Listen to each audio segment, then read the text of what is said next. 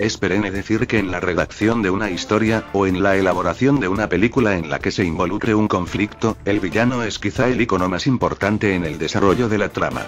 Inclusive, me atrevería a decir, que más que los propios héroes de la misma. Los villanos siempre han sido un icono infaltable en el currículum de las buenas historias de la cinematografía, la literatura y la animación. Por lo que nunca está de más el pensar bien en la estética, cualidades y personalidad de ese personaje cuya sola idea de ver que se acerca a entrar en escena, te hace crujir de dientes, aterrarte, o incluso desear ver su cadáver tendido en el suelo de una buena vez.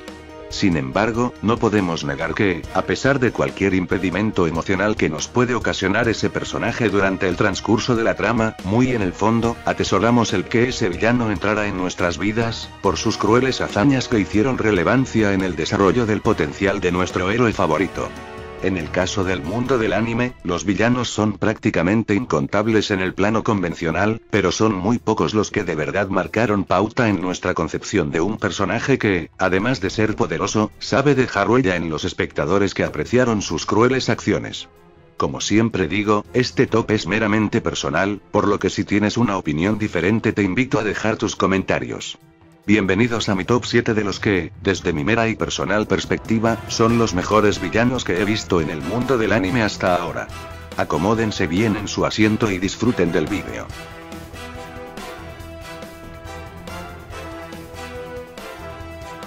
El séptimo puesto le corresponde a Marik, uno de los principales villanos de la famosa serie y franquicia de anime, manga y juego de cartas, Yu-Gi-Oh!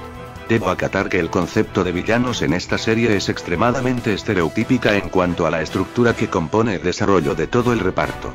Yu-Gi-Oh! Quizás sea una de las series de anime con más clichés y escenas rebuscadas que existen, pero la manera en que Marik destaca del resto, hace que al menos la serie tenga razones para tolerar tantas escenas repetitivas y clichés moralistas sobre amistad y heroísmo. Tanto en apariencia como en actitud, Marik demuestra poder resaltar del resto añadiendo escenas que pueden rayar en lo aterrador. Por otro lado, podemos decir que las hazañas de Marik durante el transcurso de su arco en la serie deja una huella intachable en cuanto a tener un referente de maldad sin precedentes. Para aquellos que aprecian esta serie sin la bastardización de la censura americana, sabrán que la presencia maligna responsable del deplorable comportamiento de Marik, fue la responsable de la muerte de su padre al querer apoderarse del cetro del milenio y de llegar a los extremos más grandes con tal de tener el poder completo de las cartas de dioses egipcios, de los artículos restantes y del mundo entero. Esto puede sumarse de manera sumamente eficiente, a la mórbida y aterradora apariencia que tanto lo caracteriza durante las rondas finales del torneo de Ciudad Batallas. En fin, a fin de cuentas, Marik lleva este puesto bien merecido en este top porque es quien compila todo lo que un villano necesita para sobrevivir de manera favorable en una serie que de por sí, está saturada de clichés y sermones ya muy gastados para una franquicia del calibre de este mítico juego de cartas.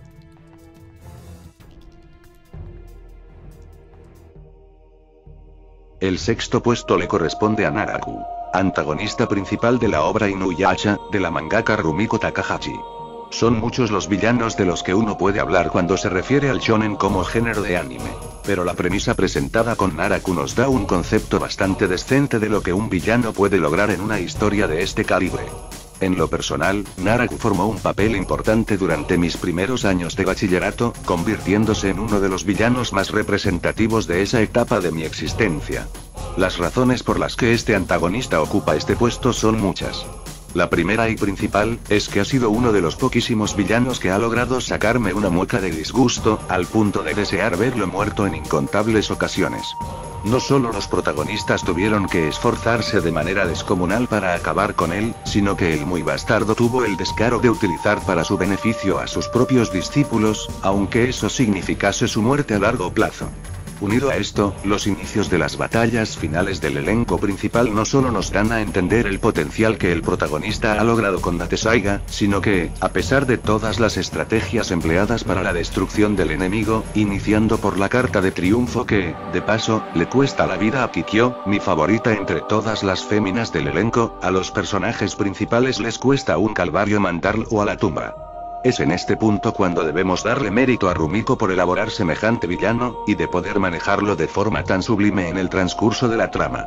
Por esto, y sumado a su apariencia de yokai multiforme, Naraku ocupa este bien merecido puesto.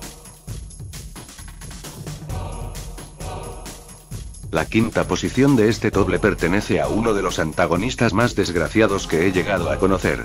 Arlong, villano principal del arco de Nami en la primera temporada de la serie de Eiichiro Oda, One Piece, es quizá un exponente bastante bien hecho de lo que un villano puede ocasionar a un espectador al darse cuenta de lo ruin y bastardo que puede llegar a ser. Siendo el fundador de Arlong Park en la isla Kokoyashi, fue el perpetrador de una de las sagas más castrantes en el buen sentido de la palabra. Al morir su madre en manos de aquel tritón, Nami se vio en la obligación de unirse a la tripulación de Arlong con el propósito de liberar a su pueblo de la opresión que este último estaba ejerciendo. La principal cualidad de Arlong es que su avaricia lo convierte en un ser cuyos hilos se mueven por la tentación de ver dinero frente a él. Razón por la cual el trato con Nami vino a ser dado por la acción de comprar la isla a un elevado precio. Arlong tiene habilidades formidables a la hora de pelear, por lo que podemos decir que, en una primera instancia, no requiere del poder de una Akuma no Mi para ser un sujeto de temer en el campo de batalla. Teniendo una personalidad sin vergüenza, sin escrúpulos y de un carácter sagaz y soberbio, sumado a su fornida estructura física como tritón, Arlong se ha dado con esta posición porque lo merece. Es increíble cuando nos topamos con una historia en la que el protagonista resulta ser, irónicamente, el antagonista de la historia presentada. Era cita obligada que este personaje apareciera en este top, ¿cierto? Tranquilos, no me he olvidado de él. Light Yagami, villano principal de la obra Death Note, vino a ser un ícono en los villanos del anime y el manga desde su concepción. Sus cualidades son menores a diferencia de los anteriores de la lista, pero demuestra superioridad al tener un intelecto que rebasa los límites. Siendo un genio prácticamente, la manera en la que maneja su Death Note para perpetrar sus acciones, sumado a que, prácticamente, le importa un bledo las personas que estén a su alrededor, lo hacen uno de los villanos más formidables del anime. Sin embargo, tiene algunos puntos en desventaja a mi opinión, por lo que considero que hay mejores villanos que él. En primera instancia, solo se mueve por un ideal bastante gastado a estas alturas, en lugar de tener aspiraciones un poco más creíbles. Me hubiese parecido mejor que utilizara sus influencias con la Death Note para manipular entes políticos para tener control en Japón, y posteriormente, en el resto del mundo, en lugar de guiarse por el banal deseo de ser el dios de todo el mundo solo con limitarse a matar delincuentes con su cuaderno. Dejando de lado eso, debemos resaltar los aspectos antes mencionados sumado a que, este personaje es tan bastardo que llegó a los extremos de matar a su propio padre para evitar ser capturado. Su muerte, aunque predecible, fue a fin de cuentas bien merecida. Todo esto reúne los aspectos necesarios para hacer de Light un villano digno de ser recordado. La medalla de bronce de los mejores antagonistas del anime lo ocupa este personaje porque simplemente se lo ha ganado a pulso. Freezer fue, es y será siempre, el villano más icónico de esta obra maestra de Akira Toriyama. Fue el antagonista que marcó la época más gloriosa de toda Dragon Ball Z, por lo que no pueden existir objeciones hacia lo que este representa en la concepción de un personaje con roles como los de su calibre. Antes que nada, debemos reconocer su rango. Freezer es un conquistador de mundos, siendo capaz de destruirlos con solo una mínima parte de su energía. La pelea que los guerreros Z tuvieron con él fue magistral, y la que, en un pasado, tuvieron los pobladores del planeta Bellita por la protección de su hogar, fue un claro ejemplo de lo que este personaje puede demostrar a la hora de pelear. A nivel de poder es bastante intimidante, siendo el artífice de una de las peleas más épicas no solo de Dragon Ball, sino del género shonen en un todo. Habilidad, poder, inteligencia y una actitud digna de temor, hace de Freezer un villano que no puede faltar en ningún top. Y a propósito, para los que consideran que Cell o Majin Buu son mejores villanos que Freezer, debo mostrar mis razones para creer que no debe ser así. Para empezar, Cell solamente quería ser el más poderoso, terminando en la exterminación de los guerreros Z. Y en el caso de Majin Buu, bueno, creo que no hace falta entrar en detalles, ¿verdad? La actitud de Buu no daba mérito como verdadero villano al ser extremadamente infantil. Claro, logró acabar con toda la humanidad y en última instancia, con la Tierra entera, pero eso no se compara a las acciones de Freezer en anteriores veces. Sin duda alguna, Freezer ocupa el bronce del top con todo mérito.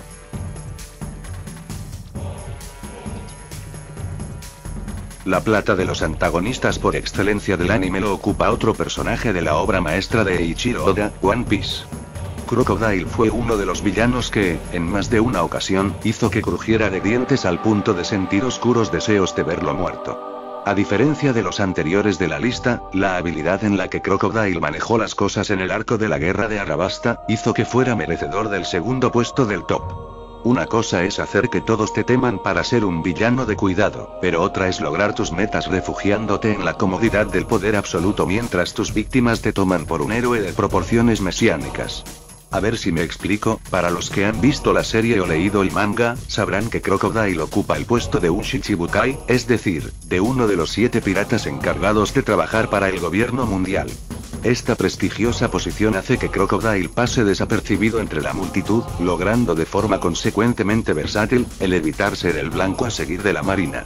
En cuanto a apariencia, podemos tomar a Crocodile como una sátira de un aristócrata a quien, sencillamente le importa 3 pitos si los que están a su alrededor mueren, se enferman, enfrentan una crisis, o siquiera están en buenas condiciones. Como dato adicional, y en la opinión de su servidor, es de añadir que Crocodile ha sido el único pirata que, literalmente, ha trapeado el piso con Luffy sin siquiera esforzarse demasiado, siendo este noqueado al final por el pirata del sombrero de paja, en lugar de ser totalmente asesinado. Esto puede tomarse en cuenta de manera lógica si analizamos que Crocodile posee el poder de las Una no Mi, una fruta logia, la cual le da la habilidad de manipular y convertirse en arena. La pelea que Luffy afronta contra él, solo le dio la oportunidad de noquearlo, mas no de matarlo. Por eso, y quizá mucho más, Crocodile se ha hecho merecedor de la medalla de plata de este top. Bueno amigos, hemos llegado al final. El villano que ocupa el primer puesto de este top, seguramente hará que muchos digan que no es lógicamente posible, pero mis razones estarán bien explicadas, así que por favor considera escuchar antes de comentar. Aún así, si estás de acuerdo o no, es tu decisión, por ende te invito nuevamente a dejar tu top en los comentarios. Dicho esto, aquí les presento al ganador de este conteo.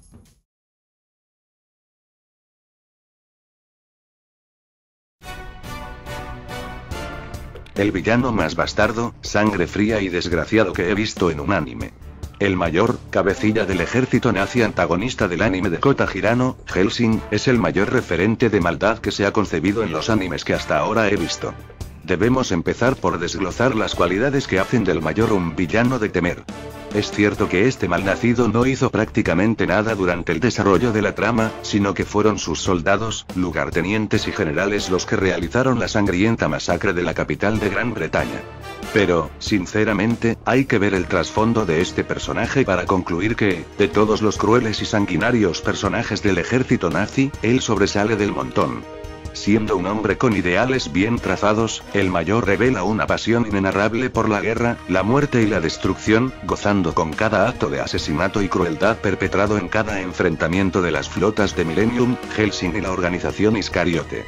La personalidad del mayor revela simplemente a un hombre que se complace al ver morir inocentes, y sentir cálidos sentimientos en su pecho al componer, según sus palabras, la sinfonía de la guerra.